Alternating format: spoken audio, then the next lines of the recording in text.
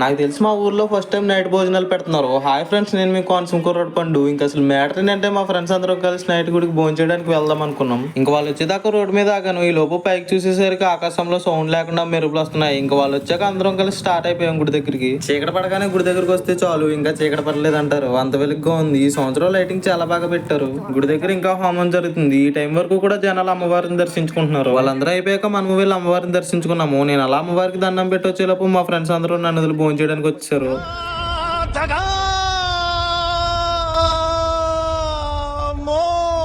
వీడు చూడండి, నేను రాలేదన్న కనికరం కూడా లేకుండా ఎలా తినేస్తున్నాడో. నీకు దండవరా బాబు. మేము వచ్చిందే లేటు, అయినా జనాలు బాగానే ఉన్నారు. భోజనం దగ్గర అయితే జనాలకి ఇబ్బంది కలగకుండా సిట్టింగ్ అండ్ బఫీ కూడా పెట్టారు. మా ఫ్రెండ్స్ అలాగా బఫీలో తిన్నారు కాబట్టి నేను మా తమ్ములతో కలిసి సిట్టింగ్ వచ్చేసాను. వచ్చి కూర్చున్నామో లేదో అలా టోకేసి గబగబా వడ్డిచ్చేసారు. మనము గబగబా తినేసి బయటకు వచ్చేసాం. అదేంటో మేము తిరిగింటికి వచ్చే వరకు కూడా ఆకాశంలో మెరుపులు అలా వస్తూనే ఉన్నాయి. నెక్స్ట్ వీడియోలో మళ్ళీ కలుద్దాం. అంతవరకు మన అకౌంట్ ఫాలో అండ్ సబ్స్క్రైబ్ చేసుకోండి. Okay, bye.